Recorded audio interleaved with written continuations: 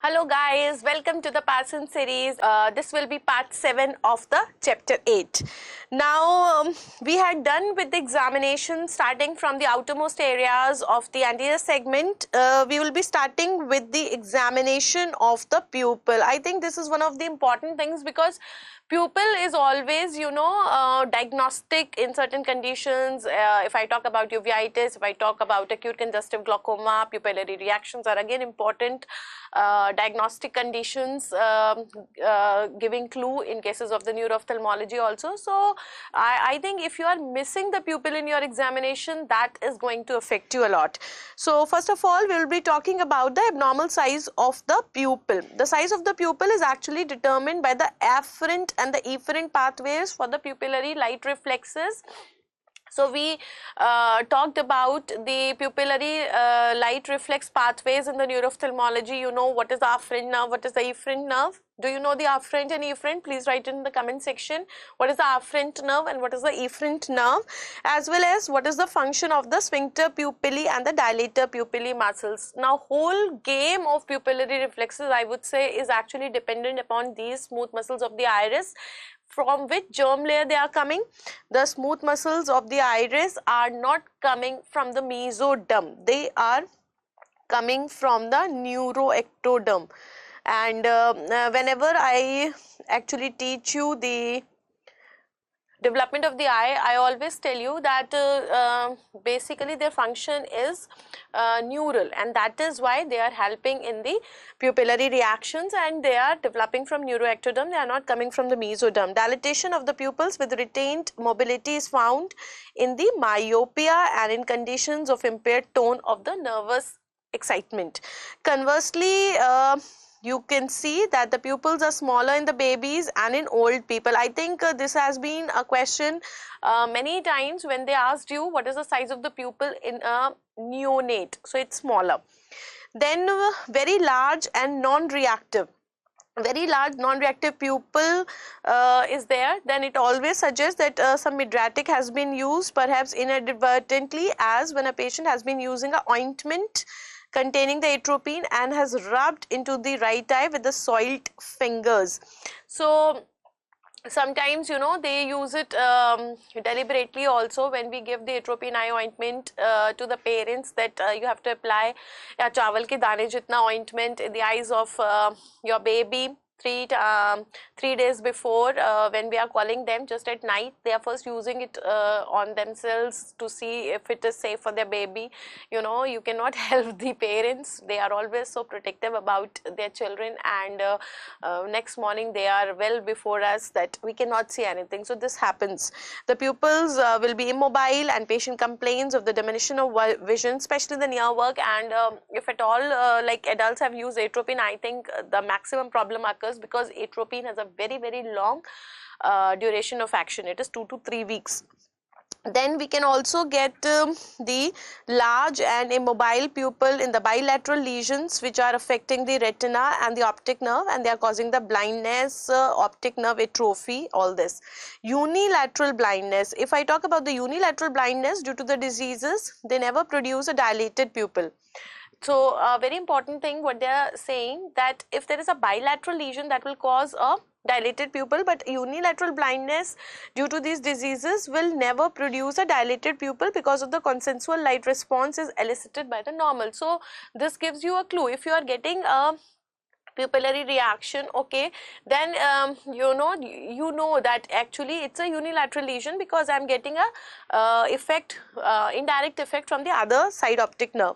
Bilateral dilated pupil in the bilateral blindness can be distinguished from a bilateral efferent pupillary defect, pupilloplagia, by eliciting the near reflex. Now suppose you are having a bilateral dilated pupil, and you are having a bilateral blindness also, so then you can come to know whether it's a efferent defect or not, because you can elicit the near reflex and you'll come to know whether it is afferent pupillary reflex pathway defect or it's a efferent defect. Although the patient cannot see his thumb held close to the face, by proprioception he attempts to accommodate and causes a constriction of both the pupils. Now when we are doing this near reflex, what happens after a certain point, we stop seeing this, because you are not able to see when the hand is coming or the finger is coming nearer to that distance. But from the proprioception also it is able to constrict the pupil, that is by proprioception. So you can always elicit the near reflex. It is equally important to remember that the presence of a direct right reaction does not eliminate the possibility of the patient actually being blind due to a central lesion affecting the visual pathway. Another important thing is that suppose you are having a direct light reflex, pupils are constricting. So what they are saying is that you cannot neglect the possibility that the patient may be blind. Maybe he is having just a central lesion like the post-basal meningitis, hemorrhage, uremia, bilateral occipital lobe infarction. So you have to keep these possibilities in mind, that don't think that the patient is absolutely fine if I am having a direct light reflex. It could be there that the patient is having just the lesions in the central visual pathways. Opacities in the medium. Now if the patient is having the opacities in the media, like we can have dense cataracts, vitreous hemorrhage, okay, they never lead to the absent pupillary reflexes if they are tested with the bright illumination. Now another important thing is, if you remember, I told you how to do the examination before the cataract. So if you are doing the examination before the cataract, it's very, very important that you see the pupillary reflexes also, because if the pupillary reflexes are absent, that means there is something else also. Just due to the cataract, we won't have the pupillary reflexes absent, especially if they are checked in the bright illumination, and same is the case with the vitreous hemorrhage also. So while we are going to operate, or we are going to give the treatment for vitreous hemorrhage, we are going to do the surgery for the cataract, you should know that what are the other organic pathologies the patient is having, because there are two advantages. Number one, you get a clear idea what all the pathologies lying in the patient, and you can treat them accordingly. And the second important thing is that you give a clear view of the visual prognosis also to the patient. You can get it signed too. Dilated and immobile pupils also result from the third nerve palsy. So if third nerve palsy is there, because third nerve is the efferent nerve, so there will be absolute paralysis of the pupil. It will be dilated also, it will be immobile. If the paralysis also affect the third nerve fibers to the ciliary muscle, then accommodation is also lost, that is ophthalmoplegia interna. We can have external ophthalmoplegia, we can have internal ophthalmoplegia. External ophthalmoplegia means if the extraocular muscles are paralyzed, the eye is not able to move. Then third nerve is also the efferent nerve of the pupillary reflex, so the reflexes are also absent. And the third important thing is that those fibers of the third nerve which are supplying the ciliary muscle, if they are also paralyzed, then accommodation is also not possible. That will be your internal ophthalmoplegia. This results in the lesions affecting the third nerve nucleus, like I can have meningitis, encephalitis, cerebral syphilis, diphtheria, lead poisoning, orbital diseases, and trauma affecting the third nerve, ciliary ganglion, or the eye itself. So if you remember, the other day somebody was asking me the external ophthalmoplegia, internal ophthalmoplegia, all these things. So can you see, and I told that how can you comment upon internal ophthalmoplegia just by the picture itself? So you cannot tell. They have to tell you from the theory also. They have to add something in the theory which will tell you that you have got internal ophthalmoplegia. Maybe the patient is not able to accommodate, patient is not able to read the near things, something like this. Unilateral dilatation may result from the irritation of cervical sympathetic nerves. Then sometimes we can also have the unilateral dilatation. This unilateral dilatation is actually resulting due to the irritation of the cervical sympathetic nerves, like we can have the swollen lymph nodes in the neck, apical pneumonia, apical pleurisy, cervical rib, and the thoracic aneurysms. So these are the things which will help you in integrating the anatomy, the surgery, and the ophthalmology. We can have something, we can have the swollen lymph nodes in the neck, we can have the apical pneumonia, this is medicine, apical pleurisy, the medicine, even the pediatrics, babies can have in a cervical rib, extra rib could be there, aneurysm, thoracic aneurysm. So these kind of people may have the irritation of the sympathetic nerves, and they can come with the unilateral dilatation. It may also be due to the syringomyelia, acute anterior poliomyelitis, and meningitis affecting the lower cervical and upper thoracic parts. So if you are well with your anatomy and the basics, I think the diagnosis will not be a problem. And somewhere nowadays, you know, we have a hassle of reaching the classes. We are not able to attend the postings. We are not able to, you know, comprehend the basics. So all those who are lacking the basics actually miss the diagnosis. That's a problem. Most of the conditions causing irritative dilatation lead eventually to constriction from the sympathetic paralysis. Now when all the sympathetic function on one side is lost, suppose one side sympathetic function is lost, then what is going to happen? If this is lost, there will be a meiosis, there will be a narrowing of palpebral fissure. This is your palpebral aperture and slight inophthalmos. Why? Because I will have the loss of sympathetic tone. Sympathetic tone is your Muller's muscle. If you remember, if this is your upper eyelid, this is your lower eyelid, and upper 2 mm of cornea is covered with the upper eyelid, something like this. Now this is maintained by the Muller's muscle, and Muller's muscle has the sympathetic innervation. So if you have loss of sympathetic innervation, this upper eyelid will come down. This will be your ptosis. Similarly, the lower lid is maintained here. Lower lid is maintained here with the help of the tarsus. Inferior tarsus we have. So if I have loss of that sympathetic innervation, this also will go upwards. So that means I will have ptosis here. I will have ptosis. I will also have the inverse ptosis. I will have ptosis, I will have inverse ptosis. Two things would be there, and therefore I am having the narrowing of palpebral aperture. Then dilated pupillae will also be going. Therefore I will have a small pupil, very small pupil, meiosis. So I will also have the meiosis. So all these things could be explained. Remember the Horner syndrome, oculosympathetic paralysis there. So see, sometimes associated with the unilateral absence of sweating, anhidrosis, and this is your Horner syndrome. Horner syndrome is actually your oculosympathetic palsy. So if there is a palsy of the sympathetic supply of the eye, that is your oculosympathetic palsy. Small immobile pupils. If you have small and immobile pupils, this suggests the use of the drugs. They can be miotics, specifically morphine could be there. So small immobile is miotics, and the larger immobile is your mydriatics. Then we have got a small sluggish pupil with muddiness of the iris. This is iridocyclitis. Then you have the immobile pupil suggest old iritis with posterior synecdoche, should be investigated with the mydriatic. Cyclopentolate we can use, and usually we are using for treatment also. Okay, bilateral small pupil. If you are getting the bilateral small pupil, then it could be due to the irritation of the third nerve, arousing the suspicion of the central nervous system disease. The condition may also be due to the palsy of sympathetic system, as in the pontine hemorrhage. I think this is again a very important question. What kind of pupil do we get in pontine hemorrhage? So what we are getting is a bilateral small pupil. Bilateral small pupil are found in the pontine hemorrhage. Now coming to the pupillary reflexes. Pupillary reflexes. Now during the routine examination of the eye, pupils should be examined at an early stage before you are giving any mydriatic, because you know after you give the mydriatic, you are not able to see the actual response of the pupil. Such an examination should be careful, detailed, and best carried out with the low background illumination. Now while testing the pupillary reflexes, you have to keep certain points in your mind. Illumination in the examination room should be low, so that whatever light you are using, that is going prominent. Patient should look into the distance. Patient should be looking at a distance so that he is not accommodating, and the light should be focused and bright. So you know, while the actual procedure of the examination is actually important, but you should take care of these instructions also, because of your if you are not doing these things properly, then the actual result of your procedure will not come out. The patient should face a diffuse light so that both the pupils are equally illuminated.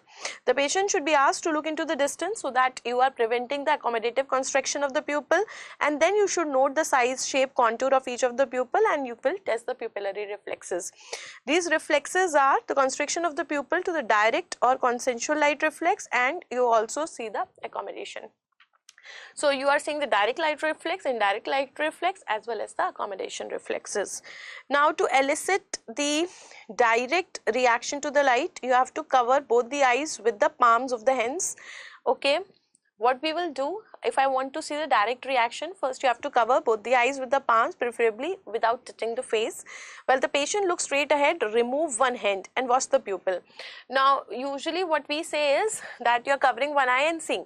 Now what they are saying is even more safe. They are saying cover both the eyes with the palm, and when you are done with all the things in proper pace, simply remove one and you can see the constriction. So that's a very good method. The consensual reaction to the light is determined by removing one hand so that this eye is exposed to the light, okay, and watching the pupils as the hand is removed from the other eye also. So what you are doing, you have already covered both the eyes, you remove this, you see this direct light reflex, and then quickly you remove this and you see the indirect light reflex in this. The process is repeated with the other pupil also. This method of examination is not always possible due to the absence of the natural light or the diffuse illumination. Now obviously we can use it only when we have some natural light or we are having the diffuse illumination. If I am not having that, then I cannot use this one. Moreover, when the reaction to light is feeble and pupils are already small, it is difficult to ascertain the results in bright diffuse daylight. So obviously there are so many conditions that are required when you want to do the examination along with all the proper detailing. In such cases, the examination should be carried out in a dark room. So if you know, pupils are already small and you are not able to appreciate the pupillary reflexes, what you can do, you can go in a dark room so that pupil gets somewhat dilated and you can see a brisk response in response to the light. And light concentrated upon one pupil by the focal illumination so that it shines on the macula. And if they are already, you know, constricted, it's better that you are showing the light to the macular area, that is the most sensitive area of the retina, to elicit the light reflex. By slight lateral movement, the focus of the light can be moved on or off the pupil and the pupillary movements being observed constantly. Still finer observations can be made. If you want the most finest movements, then you can do it with the help of a slit lamp examination when the microscope is focused on the papillary margin. And the beam is switched off from the site into the pupillary aperture. So papillary margin means papilla is the optic disc. So what you are doing, you are showing the light to the papillary margin and you can quickly shift towards the macula because you want to show the light to the macular area, that is the most sensitive area of the light. If there is no movement in these conditions, then we can say that the reaction to light is absent. Now don't get confused between the pupillary and papillary. Papillary means the optic disc margin and pupillary is the side of the pupil. So what you are doing is you are quickly the beam is abruptly switched from the site into the pupillary aperture. So you are on the papillary margin, that is the margin of the optic disc, and the light is going through the pupillary aperture and quickly you will move towards the macula, right? The same method will also elicit the hemianopic pupillary reaction. Okay, this is a rare one but very commonly asked. This was asked in NEET 2020 paper also. NEET 2020, Wernicke's reaction, which is found in the lesions of the optic tract. They are found in the lesions of the optic tract, and the light is focused first on the nasal side of the retina and the pupil is observed, and then the light is focused on the other side of the retina. So you have to see, if you remember how was this optic tract lesion. Suppose this is your retina. This we have divided into two parts, the nasal retina and then we have the temporal retina. Okay, so as you know, nasal retina say we will have the optic chiasma fibers are actually doing the crossing over, and from the temporal retina we will have the green color fibers. Okay, they are going to the same side, So if I am having a lesion in the optic tract, suppose this optic tract is having the problem, so these fibers, that is the temporal fibers from the same side, this information will not be relayed, and the information coming from the nasal retina of the opposite side, this will also not be relayed. So if I am showing the light, okay, so if I am showing the light to the temporal part of the affected side or the nasal part of the other side, I am not getting the direct as well as I am not getting the indirect, but I will get the light reflex if I am showing the temporal side of the temporal retina of the normal side or the nasal retina of the affected side, I will get the response. This is your Wernicke's reaction. Okay, the best source of illumination for this purpose is actually the focal beam of the slit lamp, which is reduced to a spot. Focal beam mein what you are using, like this, we are having a focal beam and it is reduced to just a spot. By that you can easily show the light. If the reaction is present, pupil will react briskly when one half of the retina is illuminated, very slightly when the other is there, because you know one half is having a problem and one half is normal. Can you see here? So this is so because it is impossible to prevent the diffusion of the light onto the sensitive half of the retina. So test is rarely unequivocal. Now what they are saying that even if you are putting the light on the affected part, suppose I am putting the light on this affected part, I get the sluggish response, because that becomes very impossible that you are showing the light only to the healthy side of the retina and you are not showing the light to the affected retina. So some amount of light always is passing in. That strict screen is actually not possible. That is why it's not very foolproof kind of a test. Then we have got the next one, that is your swinging flashlight test. In the swinging flashlight test, a bright light is shown onto the one eye and you see the constriction. After 2 to 3 seconds, light is rapidly transferred to the opposite eye. So I am showing the light to one eye, then quickly going to the other eye, then quickly going. This is the swinging flashlight test. And if the afferent nerve is okay, afferent nerve means the optic nerve is okay, then what is happening? Suppose I am showing the light to the right eye, then right will show the direct light reflex and left will show the indirect light reflex. Now I am quickly swinging my hand to the left eye. Now left will show the direct and right will show the indirect light reflex. So this is called as the swinging flashlight test, which is actually used to check the afferent nerve. Okay, when the input through both the optic nerves is equal, the pupil to which the light is transferred will remain tightly constricted, since a consensual response has the same magnitude as a direct response. So if the afferent nerve is not having any problem, and even if you are shifting this light reflex to the other one, due to the consensual light reflex also, the pupil will remain constricted. Should there be any lesion of one optic nerve, the input from that side is less than the normal one. Now suppose the person is having some problem in the afferent nerve on the left side. So when I am showing the light to the right side, right will show the direct light reflex, left will show the indirect light reflex. But now when I am shifting my hand, when I am swinging my hand to the affected side, that is your left side, now this will not show the constriction because it is having a lesion of the optic nerve. Neither now the right will show the indirect light reflex. So rather it is the size of the pupil is more than the mere absence of the constriction. So we have the paradoxical dilatation, that is actually called as a relative afferent pupillary defect or the Marcus gun pupil. Alright, so the dilatation or the escape that occurs is commonly called as a Marcus gun pupil or the afferent pupillary defect. That may be the earliest indication of the optic nerve disease, such as the retrobulbar neuritis. So we already know that the RAPD is the earliest indication of the optic nerve disease. So here can you see this is your defective light, this is your normal one. So in the room light both are having the same size.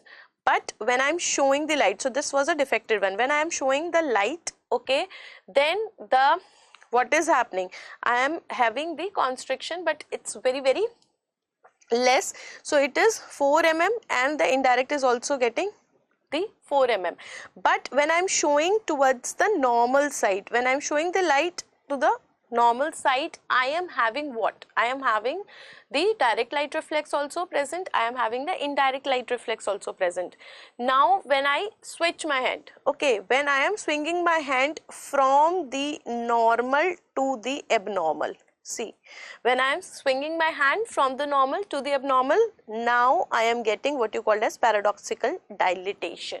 So it is more than the mere absence of the constriction of the pupil. The reaction to convergence and accommodation is determined by asking the patient to look at far end of the room. While he does so, an accommodation target is suddenly held up vertically at about 15 centimeters. So first you ask the patient to look at a distant object and then suddenly you bring something at 15 centimeter near the patient's nose and look at it, and you can see what is the response of the pupil towards the convergence. Now we come to the abnormal reactions of the pupil. These are equally important, and I would say rather they are more important. Loss of light reflexes results from the lesion of the retina or the optic nerve. So whenever you are trying to assess the lesions of the retina or the optic nerve, this will become very, very important. Hemianopic reaction results from the lesions of the tract. If I have a lesion in the third nerve, then there will be loss of both light reflex also and convergence reflex also, because in both of them, whether it's a light reflex pathway or it is a convergence reflex pathway, in both of them I have the third nerve as the efferent nerve. More complex lesions may occur from the damage to the relay paths in the tectum between the afferent and the efferent, like we have the Aggarwal-Robertson pupils. See, in the Aggarwal-Robertson pupil, we are having a lesion in the pretectal nucleus. Let's revise the pupillary reflex pathway. We have got the retina. From the retina, it is going to the optic nerve, then it is going to the optic tract. From the optic tract, it is going to the pretectal nucleus. Now from this pretectal nucleus, it is going to the EW nucleus of both the sides, and from EW nucleus it is going to third nerve of both the sides. From third nerve it is going to the sphincter pupillae muscle. Okay, so that means if I have a problem in this pretectal nucleus, it is same. Okay, I will have the loss of the light reflex. This is your light reflex pathway. So if I have a problem with this pretectal nucleus, I will not get the direct, I will not get the indirect. So there will be absence of the light reflex. But if you look at the accommodation reflex pathway, in the accommodation reflex pathway, everything will be same, but instead of this, I will have the lateral geniculate body. So obviously, if I have a lesion of the pretectal nucleus, then I will have the accommodation reflex present,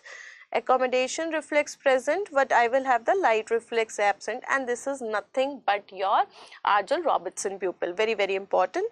So in this condition, what you are getting, you are getting pupil small, they do not react to light, but the contraction on convergence is there. So this is actually called as a light near dissociation, because you are getting the different responses in response to the light and in response to the convergence. The response is present to the convergence or the accommodation, and it is absent for the light. Then we have got the Aries tonic pupil. Aries tonic pupil, somewhat it resembles the Aggarwal-Robertson pupil, but it is not associated with the syphilis. Like Aggarwal-Robertson pupil is usually found in the neurosyphilis. This is occurring, you know, in the lesions of the ciliary ganglion. So this is found in the young women, often unilateral and associated with the absent knee jerks. Now what happens in cases of the Aries tonic pupil, we have a problem with the ciliary ganglion, and we know that this third nerve is actually going through ciliary ganglion to the sphincter pupillae, so if I have a problem with the ciliary ganglion, so what is happening? On the affected side, light reflex will also be absent, accommodation reflex will also be absent, or it will be slow and sluggish. So these are actually the unilateral lesions. So if I want to differentiate between the Aggarwal-Robertson pupil and the Aries tonic pupil, I have to see whether it's a bilateral pathology or it's a unilateral pathology. Because in cases of Aggarwal-Robertson, it's a bilateral, Aries tonic pupil is unilateral. Then number two, you have to see how many reflexes are absent. If only light reflex is absent, it is Aggarwal-Robertson pupil. If both of them are absent, it is the Aries tonic pupil. Now because in the Aggarwal-Robertson pupil, it is a bilateral, so I will have the same size of the pupil. So AR pupil may, I will have the isochoria. I will have the same size. But if it is the Aries tonic pupil, which is a unilateral lesion, I will have the anisochoria, and affected size pupil will not be constricted, it will dilated, so it will be larger one. Alright, so the pupil with the Aries tonic pupil, this will be slightly dilated, it will be larger, and The unilateral Argyll-Robertson pupil is always smaller because here at least you have got one reflex present. Although in the tonic pupil the reaction to light seems to be absent at first, careful examination shows that it is a vermiform, means slight amount of constriction may be there. The reaction of the pupil on the convergence is sluggish, it is unduly stained, and a very important thing is that the tonic pupil dilates well with the atropine. The tonic pupil is dilating well with the atropine while the Argyll-Robertson pupil does not. Finally, the tonic pupil also constrict with the 1% pilocarpine, and this kind of a question came in INI CET examination also, that if you remember, the true and false kind of a question was there.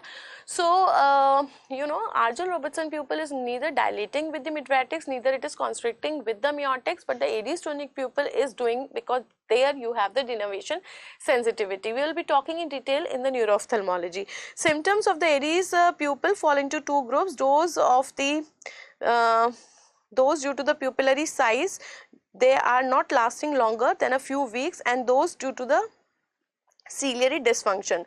So those symptoms of the Aries tonic pupil lies actually in two groups. One are those which are due to the pupillary size, and second is your ciliary dysfunction. The affected eye usually have a slight accommodative paresis, and asthenopia is often induced by the near effort.